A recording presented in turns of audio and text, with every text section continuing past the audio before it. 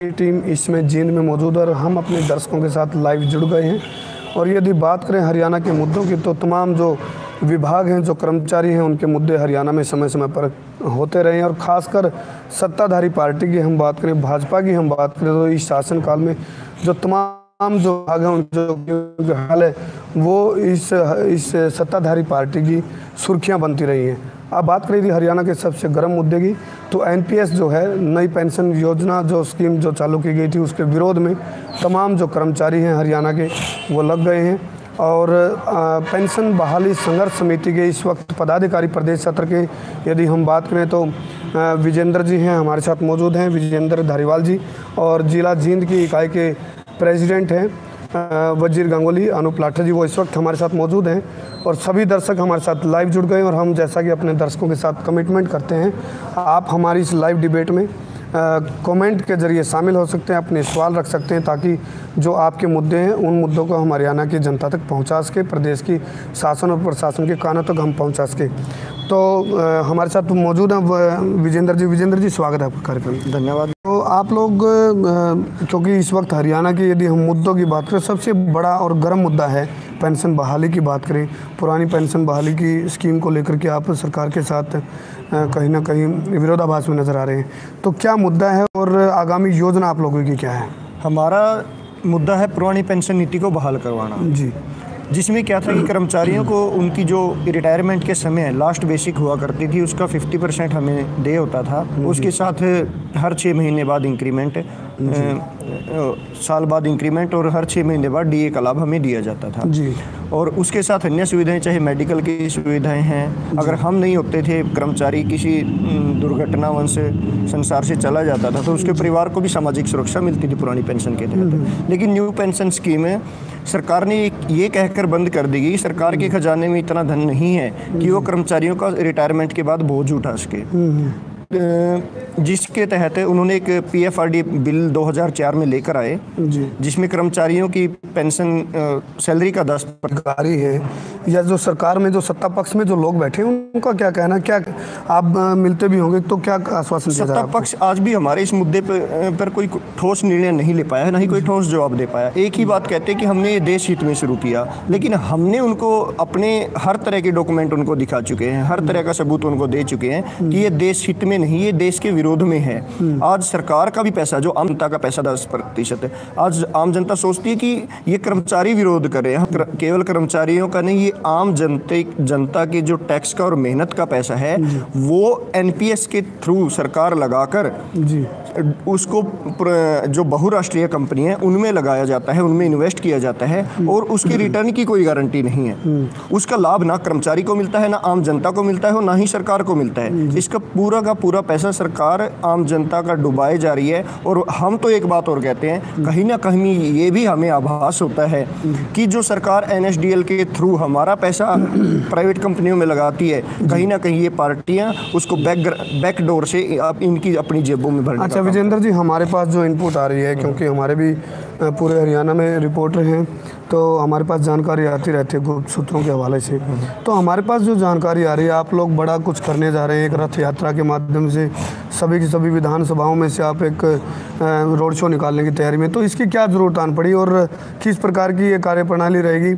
आपकी जो ये पेंशन बहाली संघर्ष समिति है, इसके जो जितने सदस्य हैं या जो इसके दायरे में आते हैं जो लोग, उनको क्या संदेश या क्या मैसेज कन्वे करना चाहेंगे? क्या किस प्रकार की रूपरेखा आप लोग? आज तक कर्मचारी हड़ताल करते रहे, कर्मचारी अपनी मांगों को लेकर हड़ताल भी करते रहे, कर्मचारी अपनी मांगों को लेकर विरोध भी दर्ज करवाते रहे, प्रदर्शन करते रहे, रैलियां करते रहे, लेकिन सरकार उसको सुनने को तैयार नहीं होती।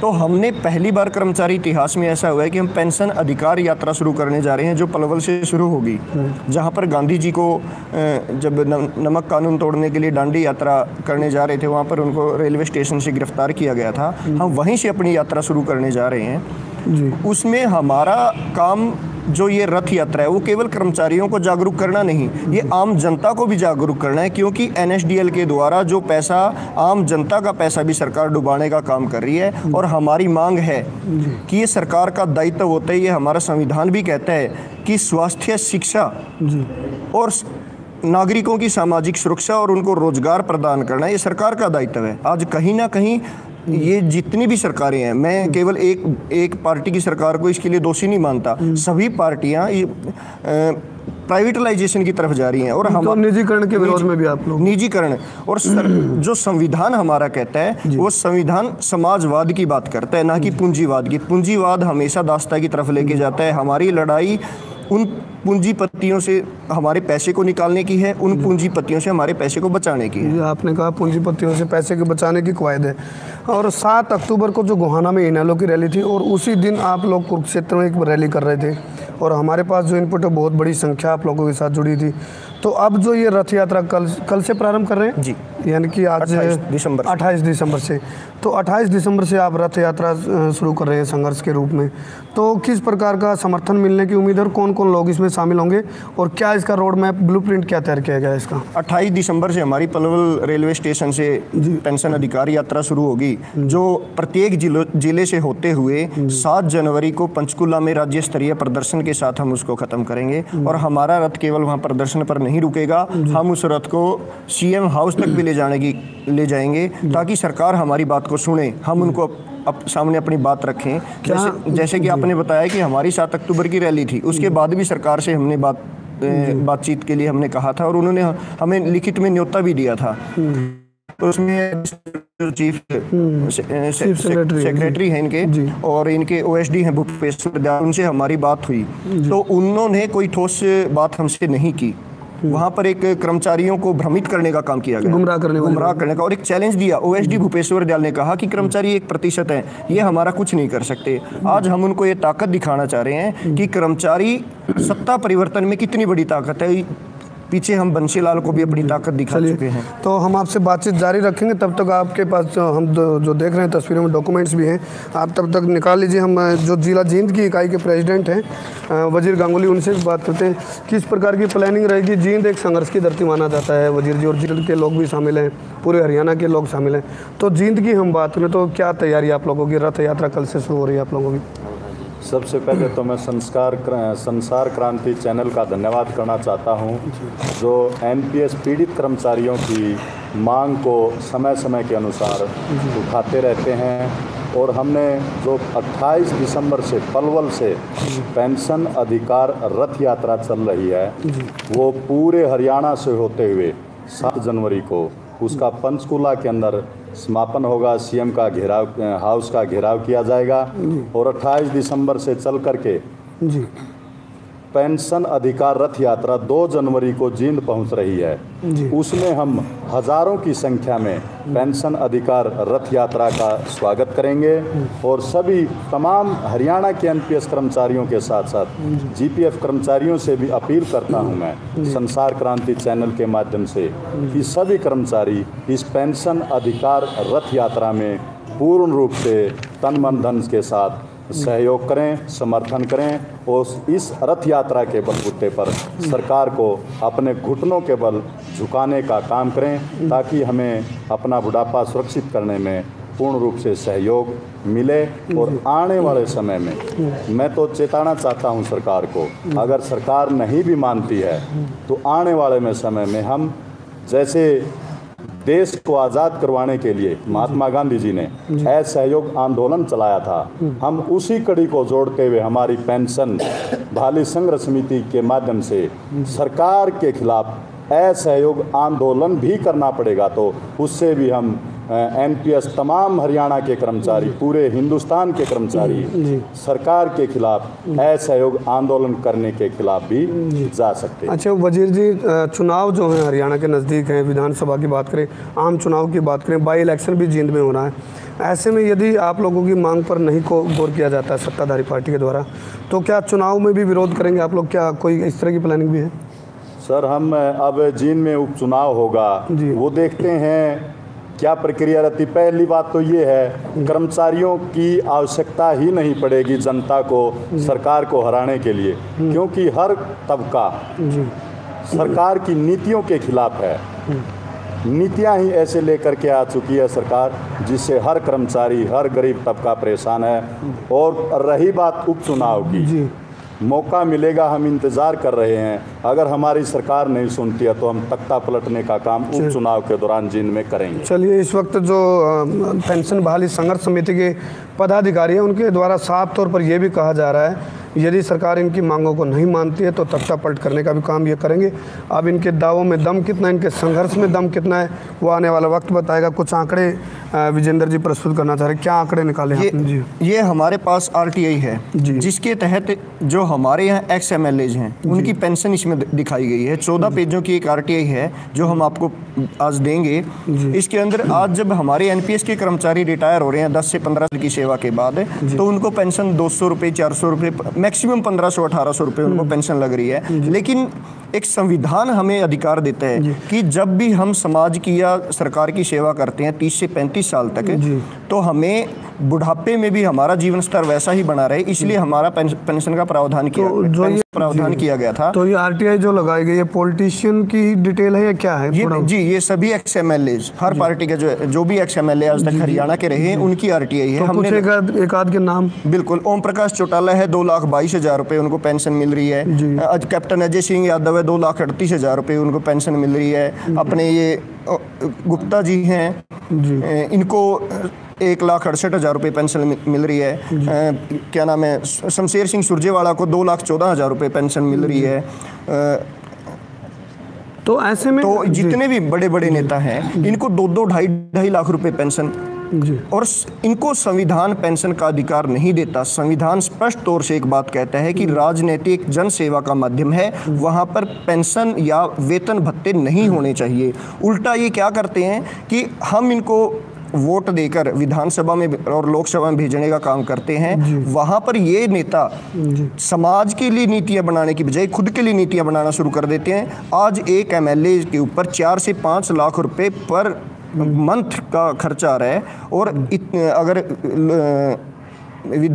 क्या नाम है, लोकसभा सांसद की बात करें या राज्यसभा सांसद की बात करें तो उनके ऊपर 6 से 7 लाख रुपए। और हमारे माननीय मुख्यमंत्री जो एक गरीब तबके से, मध्यम वर्ग से उठकर आए थे, जो हमेशा ये कहते थे कि उन्होंने कभी साइकिल तक नहीं खरीदा, आज उनका हवाई यात्रा का खर्चा, पीछे RTI लगाई गई थी, 80,000 से 1 लाख रुपए पर डे खर्चा है। और उन्होंने एक दावा किया था चुनाव से पहले कि जब भी हमारी सरकार बनेगी तो सरकारी खर्चे जो विधायकों और सांसदों पर खर्च किया जाता है, सरकारी वेतन या पैसा, उसको बहुत कम कर दिया जाएगा। और बड़े दुख की बात है, मुख्यमंत्री बनते ही 2.5 लाख की तो 2 गाड़ियाँ, 2.5 करोड़ की तो 2 गाड़ियाँ खरीद लेते हैं वो। चलिए, अच्छा दूसरा ये बताइए, अभी क्योंकि संघर्ष आप कल से करने जा रहे हैं 28 दिसंबर से, तो कितने कर्मचारी आप लोगों को पूरे हरियाणा भर में, क्योंकि हर विधानसभा से होकर के आपका काफिला गुजरेगा, तो कितने कर्मचारी आपका साथ देंगे और अन्य राजनीतिक दल भी कुछ आपका साथ दे रहे हैं, क्या कहना चाहेंगे? कर्मचारी ही नहीं, आम जनता भी हमारा साथ देगी। हम आम जनता और कर्मचारियों को जागरूक करने के लिए यात्रा कर रहे हैं ताकि नेता हमारी जेबों को कैसे खाली करते हैं। आम जनता तो हमेशा सरकारी खजाने को भरने का काम करती है। हम सुबह की चाय की चुस्की से लेकर शाम की रोजमर्रा के जितने भी सामान खरीदते हैं सब पे टैक्स पे करते हैं, जो सरकारी खजाने को भरने का काम करता है। कर्मचारी अपना ईमानदारी से टैक्स पे करते हैं, लेकिन ये सरकारी खजाने से ही इनका टैक्स, इनके वेतन भत्तों का टैक्स दिया जाता है। इसलिए आम जनता को हम जागरूक करेंगे और हर विधानसभा क्षेत्र, हर जिले के अंदर हजारों हजार संख्या में कर्मचारी साथी हमारा साथ देंगे, आम जनता हमारा साथ देगी। और आज लगभग हर विपक्षी दल को हमारे इस मुद्दे का पता है जी, वो बढ़ चढ़कर कहता है, चाहे ये क्या नाम है, जो पार्टी बनी है JJP, जननायक जनता दल है, उसके दुष्यंत चौटाला हैं प्रमुख, उन्होंने भी घोषणा की कि आते ही उनकी सरकार बनते ही 1 महीने के अंदर पुरानी पेंशन नीति बहाल करेंगे। आम आदमी पार्टी के जो संयोजक हैं, राष्ट्रीय संयोजक, उन्होंने घोषणा की कि हरियाणा में सरकार, उनकी अगर सरकार बनती है तो 15 दिन के अंदर पुरानी पेंशन नीति को बहाल करेंगे। उन्होंने 26 नवंबर का हमारा दिल्ली के में प्रोग्राम था, वहाँ भी आकर घोषणा करी दिल्ली के लिए। तो जी मैं थोड़ा रोकना चाहूँगा विजेंद्र जी, इस वक्त जितने भी हमारे दर्शक हैं वो हमारे साथ लाइव जुड़े हुए हैं, तो हमारे चैनल के माध्यम से आपके जो कर्मचारी साथी हैं उनको आप क्या संदेश देना चाहेंगे? कल से आप शुरू करें। सभी कर्मचारी साथियों और आम जनता को एक ही संदेश देना चाहूँगा। साथियों, ये समय है जागरूकता का। आज वो दौर नहीं, आज एक शिक्षित वर्ग उभर कर आया है। आज हर साथी, चाहे वो इंटरनेट से जुड़ा हो, हर साथी आज जागरूक है। तो मैं हर जागरूक साथी से एक निवेदन करूंगा कि जो हमारी ये सामाजिक सुरक्षा की लड़ाई है, आम जनता के लिए, हम हमारे लिए नहीं, आम जनता के लिए, आने वाली पीढ़ियों के लिए लड़ाई लड़ रहे हैं, क्योंकि आने वाली पीढ़ियां भी सरकारी सेवा में आना चाहती हैं। उन पीढ़ियों को शोषण से बचाने के, उन पीढ़ियों को पूंजीवाद से बचाने के लिए हम लड़ाई लड़ रहे हैं। और जो विपक्षी दल हमारा समर्थन करते हैं, हम उनको ये कहते हैं कि वो आए लिखित में हमें दें, हमारा समर्थन करें, हमारे मंच पर आकर हमारा समर्थन करें, लेकिन वो केवल खोखला दावा ना हो। क्योंकि जो कर्मचारी आज उन्हें सत्ता में, किसी न किसी को हम सत्ता में अगर लेकर आएंगे, वो केवल खोखले दावों वाले के लिए उनको लेकर आएंगे, जो कहीं ना कहीं पेंशन को बहाल करेगा। जैसे आम आदमी पार्टी दिल्ली में लागू करवा देती है, कांग्रेस पार्टी उनकी जहां भी 4 राज्यों में आज सरकारें हैं, वहां पर कहीं भी पुरानी पेंशन नीति बहाल करवाती है, तो उनका हम तभी देंगे जो हमारे सामने उदाहरण पेश करेंगे। खोखले दावों पे हम नहीं जाएंगे। तो वजीर गांगुली जी भी हैं, यदि सरकार आपकी मांगों को नहीं मानती है, क्योंकि संघर्ष और आंदोलन और कर्मचारी यूनियन भी करती रही है, ऐसे में यदि सरकार किसी सूरत में आपकी मांगों को नहीं मानती है, तो उसके बाद अगला कदम क्या होगा आप लोगों का? सर, जो हमारी पेंशन अधिकार रथ यात्रा चल रही है, क्योंकि उसमें जिस दिन समापन होगा लाखों की संख्या में कर्मचारी होंगे। 7 जनवरी को ही सरकार पेंशन, पुरानी पेंशन लागू करने के लिए मजबूर होगी। इस संख्या में हम वहाँ पर होंगे। अगर पेंशन नहीं लागू करती है तो वो फिर आने वाले समय के अनुसार रणनीति बनाई जाएगी। चलिए, तो इस वक्त पेंशन बहाली संघर्ष समिति के पदाधिकारी, जींद की बात करें या प्रदेश सत्र की बात करें, वो इस वक्त हमारे साथ जुड़े और साफ तौर पर इन्होंने कहा, प्रदेश की यदि सत्ताधारी जो पार्टी की हम बात करें, यदि इनकी मांगों को नहीं माना जाता है तो तख्ता पलट करने तक की यहाँ से इनकी तरफ से बातें कही जा रही हैं। और तमाम जो कर्मचारी हैं वो एनपीएस को लेकर के काफ़ी गंभीर हैं। और ये 28 दिसंबर से जो पेंशन बहाली रथ यात्रा का जो एक बिगुल बजाया जा रहा है, पूरे हरियाणा में ये रथ यात्रा चलेगी, सभी विधानसभाओं को छूते हुए यात्रा ये निकलेगी। ऐसे में जो सत्ताधारी पार्टी है उसके लिए चुनौती ज़रूर बन सकती है, क्योंकि तमाम कर्मचारियों द्वारा हड़तालों का जो दौर है इस सरकार में देखा जाता रहा है। और एनपीएस का मुद्दा इस वक्त हरियाणा का सबसे बड़ा और गर्म मुद्दा है। इस मुद्दे को लेकर के यदि ये लोग संघर्ष करते हैं तो प्रदेश की जो राजनीति जिन सत्ताधारी पार्टी के लोगों के हाथों में है, उनके लिए चिंता का विषय जरूर बन सकता है। तो ऐसे में तमाम प्रकार की उठापटक और घटनाक्रम कल के बाद देखने को मिलेंगे। और पल पल की जो ताज़ा अपडेट होगी उसकी जानकारी के लिए आप बने रहिए संसार क्रांति के साथ। जींद से संसार क्रांति के लिए करमवीर आर्य।